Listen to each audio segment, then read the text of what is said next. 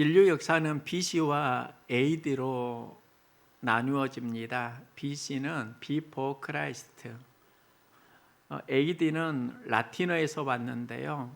아노 도미니입니다. 주님의 해라는 의미입니다. 인류 역사가 AD와 BC로 나누어지는데 역사를 히스토리라고 합니다. 히스토리가 히스 스토리 합성어입니다. 히스 스토리, 예수의 이야기는 역사가 된다, 이런 의미가 있습니다. 우리의 삶에도 BC와 AD가 있습니다. 예수를 만나기 전의 삶과 예수를 만난 후의 삶이 있습니다. 바울은 디모데에게 고백하는데요. 내가 전에는 비방자요, 박해자요, 폭행자였으나 도리어 긍휼을 입은 것은 내가 믿지 아니할 때에 알지 못하고 행하였음이라. 예수를 만나기 전에는 비방자, 박해자, 폭행자였다고 합니다. 그리고 죄인 중에 내가 괴순이라. 우리는 바울을 위대한 대사도로 생각하는데 그의 삶을 보면 예수 만나기 전에는 흑역사가 있습니다. 흑역사는 예수를 만나면서 백역사가 됩니다. 바울은 비방자, 박해자, 폭행자고 죄인 중에 괴순이라 예수 전의 삶을 이렇게 고백하고요. 예수를 만난 후에는 주를 믿어 영생 얻는 자들에게 본이 되게 하려 하심이라. 바울이 디모데에게 이런 이야기를 하는 이유가 있습니다.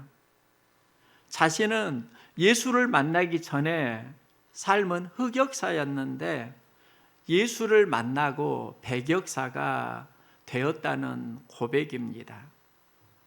그는 그리스도인을 죽이는데, 핍박하는데 열심히 특심이었습니다. 더 많은 그리스도인을 잡아 가두기 위해 그가 다메섹으로 가는 그 도중에 부활하신 예수를 다시 만나게 됩니다. 그러면 바울만 예수를 만났을까? 우리도 다양한 방법으로 예수를 만납니다. 말씀 속에서 우리도 예수를 만납니다. 교회는 예수를 체험하는 곳입니다.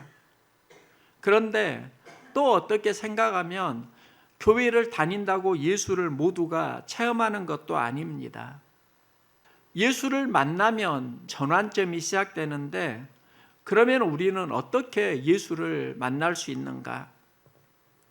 바울은 예수를 만날 때 빛이 그에게 비치니까 그는 땅에 엎드려지게 되는데요. 예수의 음성을 듣고 그의 삶은 새로운 전환점을 맞이합니다. 그리고 그 다음에 사흘 동안 보지 못하고 먹지도 마시지도 아니하니라. 바울은 예수님을 만나고요, 먹지도 마시지도 아니했다, 금식하고 기도했다는 겁니다. 바울의 반응은 특별한 걸 볼 수 있습니다. 먹지도 마시지도 아니했다. 예수님도 하나님 나라를 이루기 위해 공생애를 시작하실 때 금식하고 기도하셨습니다. 환경이 공격할 때 예수님은 기도하고 붙든 말씀으로 환경과 상황을 반격합니다. 마귀가 환경에 반응하도록 유혹할 때 예수님의 기도 응답은 말씀에서 나옵니다. 우리의 삶이 어디에 반응하느냐, 여기에서 에너지는 달라집니다. 내가 반응하는 것이 내가 누구인가를, 내 상태가 어떤가를 알려주는 지표가 됩니다. 설교를 할 때 가장 큰 선물이 무엇일까? 반응이 좋은 청중을 만나는 겁니다.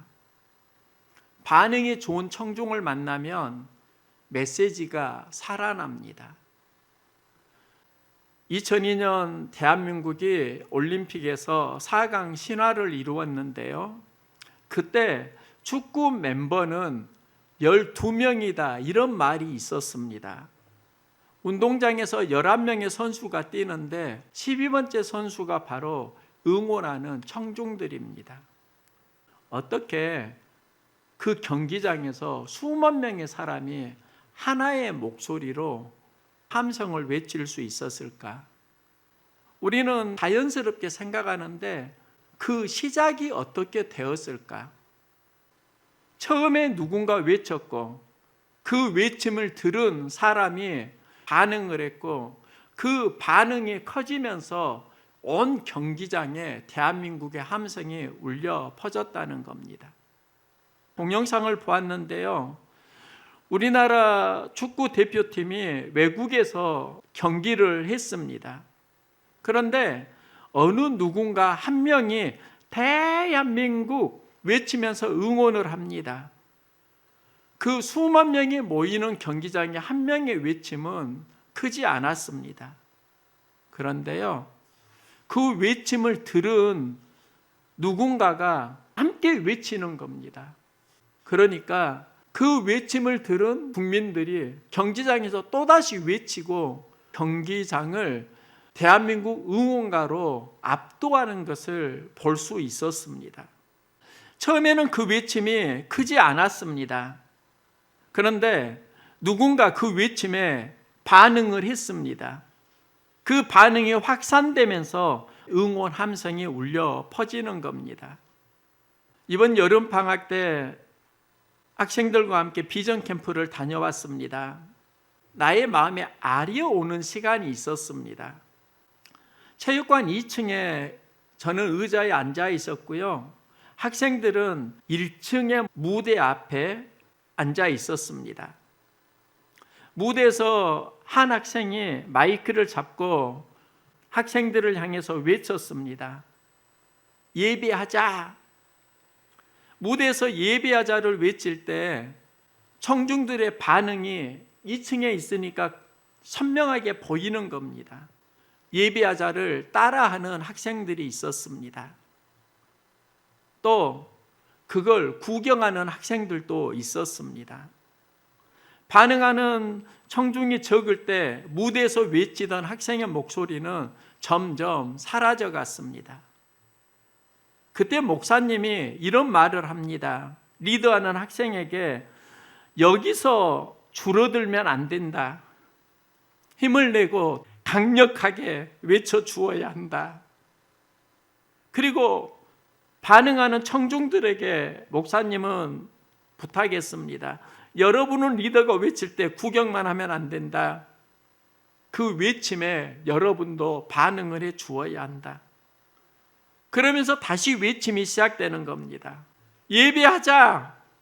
이제 청중들이 함께 예배하자 반응을 하니까 서로 시너지가 일어나는 겁니다. 청중이 예배하자 외쳐주니까 앞에서 인도하던 학생도 더 힘을 얻고 강력하게 예배하자.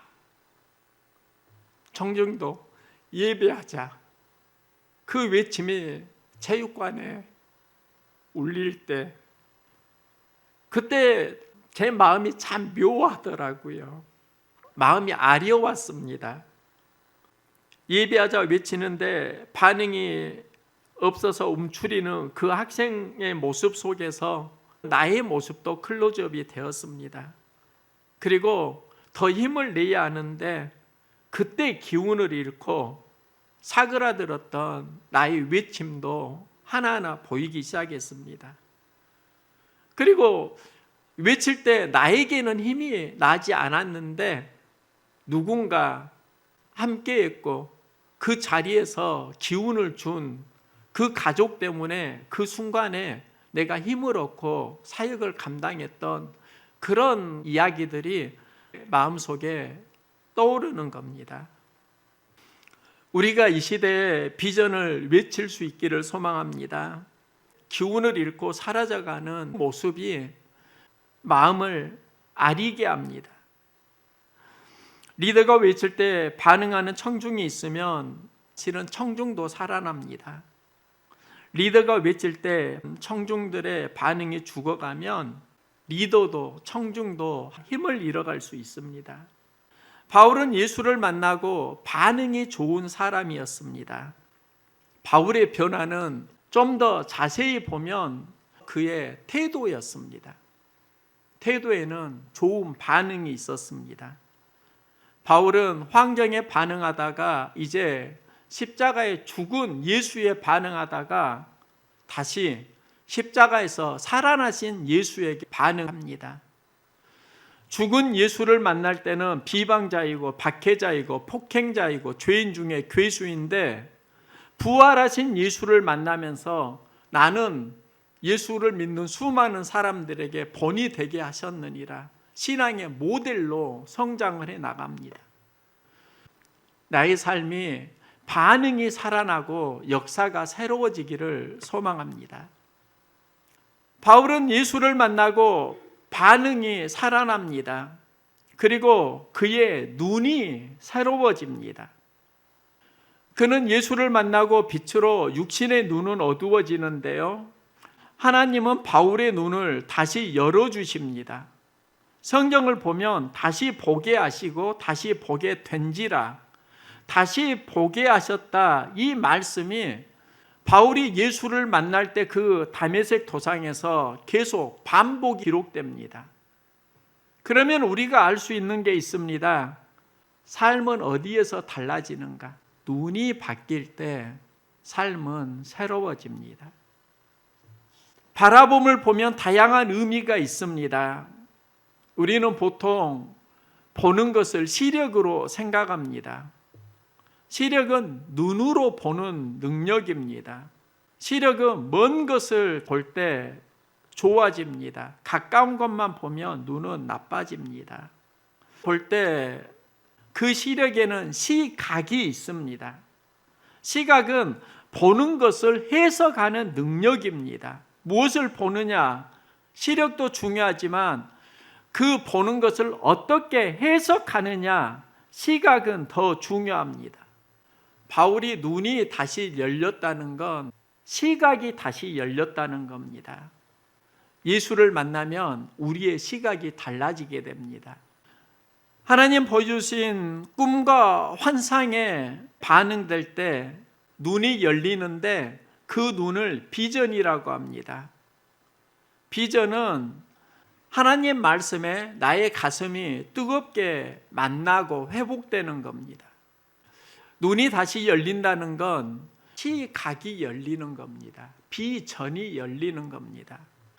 바울은 다시 보면서 그의 흑역사가 대격사로 새로워지는데요, 그때 바울은 고백합니다. 성령으로 충만하게 하신다. 우리가 살아계신 예수님을 만나면은 그 믿음에 하나님은 성령을 선물해 주십니다. 성령 충만하게 되면 우리의 모든 지각이 살아납니다. 바울은 예수를 만나기 전에는 육신의 사람이었습니다. 예수를 만나고 그는 성령의 사람이 됩니다. 우리의 관계가 성령 안에서 넓혀지기를 소망합니다. 바울은 예수를 만나고 새로운 관계를 만나는데요, 예수를 만나면서 새로운 사람을 만나게 됩니다. 관계가 새로워집니다. 바울이 예수를 믿기 전에 바나바는 잡아 가두어야 하는 관계였습니다. 그가 예수를 믿으니까 그리스도인 바나바는 좋은 동역자가 됩니다. 그런데 바나바의 특징이 있습니다. 그는 착한 사람이요 성령이 충만했습니다. 바나바는 바울을 2번 초대합니다. 박해자, 핍박자로 살다가 예수를 믿고 회심하게 될 때 그는 예루살렘 공동체에 들어가지 못합니다. 예루살렘 공동체는 바울을 두려워합니다. 그때 바나바가 바울의 신앙을, 회심을 보증해 주고요, 그는 예루살렘 공동체의 일원이 됩니다. 바나바가 누구인가? 바울에게 있어서 구원받은 공동체로 초대하는 믿음의 친구였습니다. 바나바는 바울을 대사도로, 사역자로 만드는데요, 먼저는 예루살렘 공동체로 초대하고, 그런 바울도 무명의 그리스도인으로 살아가는 시기를 경험합니다. 바울이 회심하니까 유대인들이 그를 죽이려고 합니다. 예루살렘 공동체는 고향 다소로 그를 보냅니다. 고향 다소에 있을 때 바울은 무명의 그리스도인입니다. 바나바가 그를 찾아가서 안디옥 교회 사역자로 초대합니다. 바울은 안디옥 교회에서 성경을 가르치고 가르침을 받는 그 사람들이 그리스도인이라 일컬음을 받습니다. 바울의 1차, 2차, 3차 선교 여행은 안디옥 교회를 기반으로 시작됩니다. 그러니까 바울의 삶을 보면 처음에는 예수를 만나고 새로워지고 그 다음에는 바나바를 만나고 또 새로워집니다. 바울은 예수를 만나서 구원을 받았지만 바나바를 만나서 교회를 세우는 사역으로 믿음의 대가가 됩니다. 예수를 만나는 그 믿음에서 좋은 동역자의 만남이 이루어져야 합니다.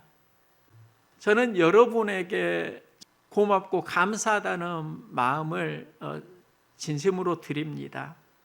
제가 목회자로 사역할 수 있는 건 예수를 믿고 구원의 기쁨과 감격을 누렸지만 또 여러분을 만났기 때문에 가능한 일입니다. 관계성 속에서 힘이 온다는 걸 목회를 하면서 뼈저리게 느끼고 있습니다.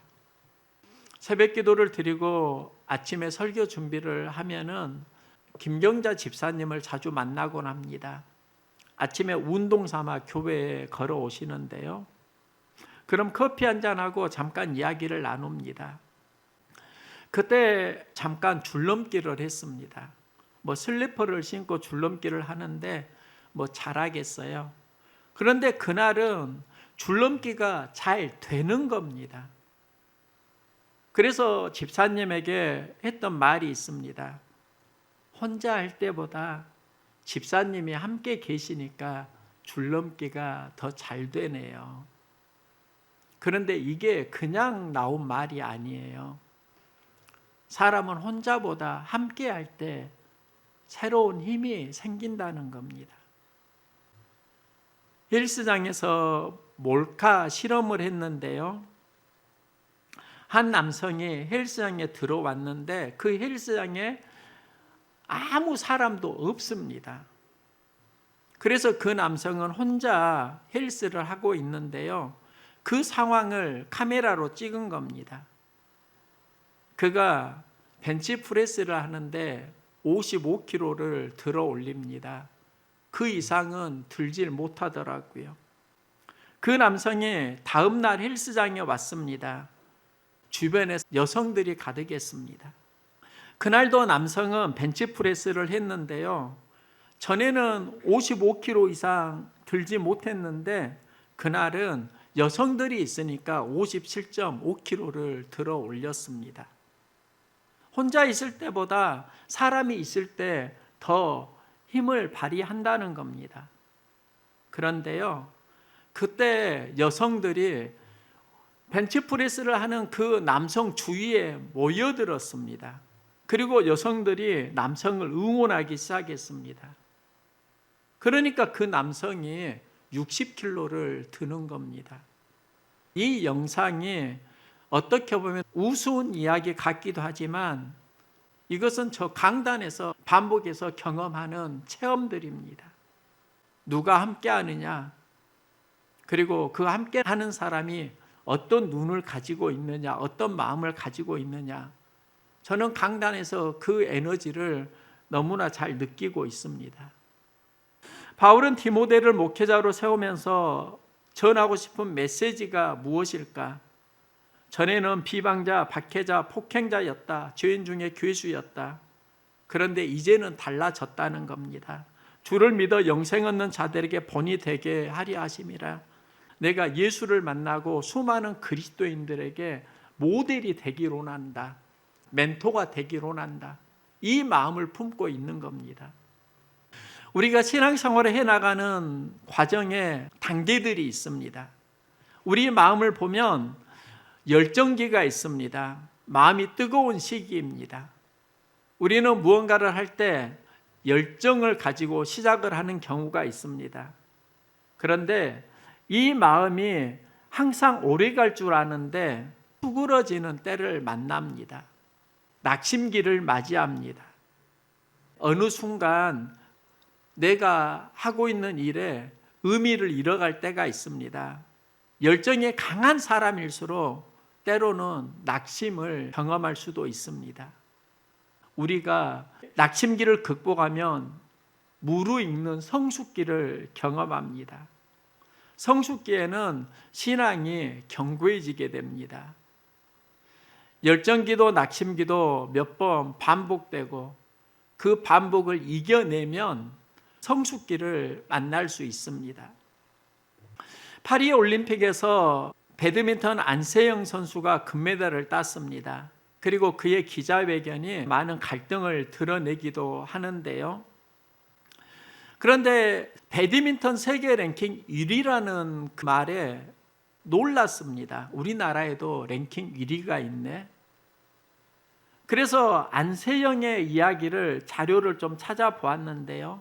예전에 유키즈 원더 블록에 출연한 적이 있습니다. 그때 이런 말을 합니다. 2018년 자카르타 아시안 게임에 참여를 했고 그때 그는 예선에서 중국의 천 위페이 선수를 만났습니다.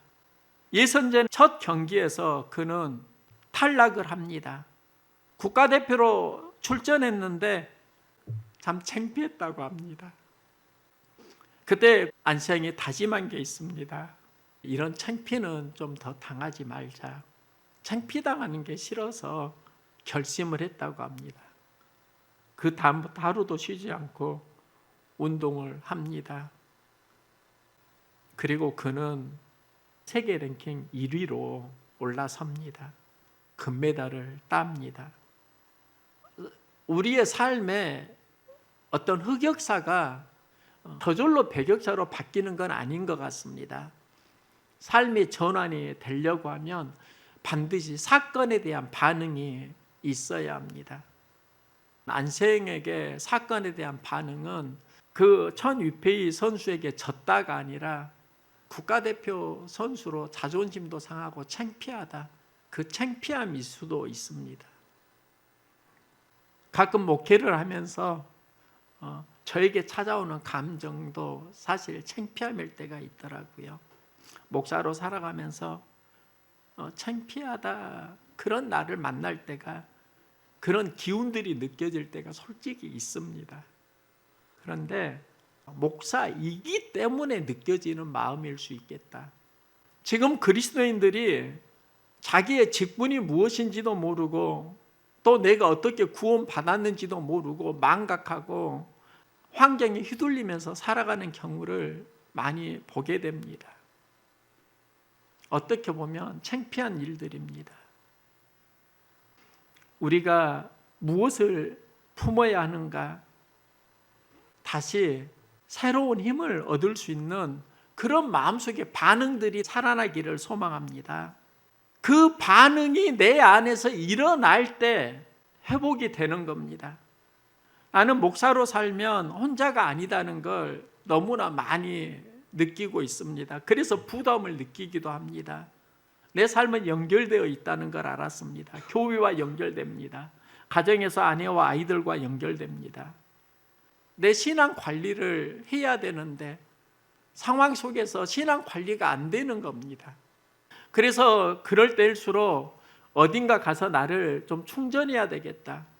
그래서 비전 캠프를 다녀왔습니다. 그곳에 가니까 주님 주시는 마음이 있습니다. 비전 캠프 주제가 겟업입니다. 일어나라입니다. 일어나라 겟업. 그런데 그때 제 안에 또 하나의 마음이 생겼습니다. 웨이크업. 정신이 깨어나는 걸 웨이크업이라고 합니다. 일어나라, 깨어나라. 비전 캠프 다녀오면서 계속 마음속으로 되뇌이는데요. 때로는 가슴으로 그게 연결되지 않고 답답할 때가 솔직히 있더라고요. 그런데 그 안에서 발견한 답이 하나 있습니다.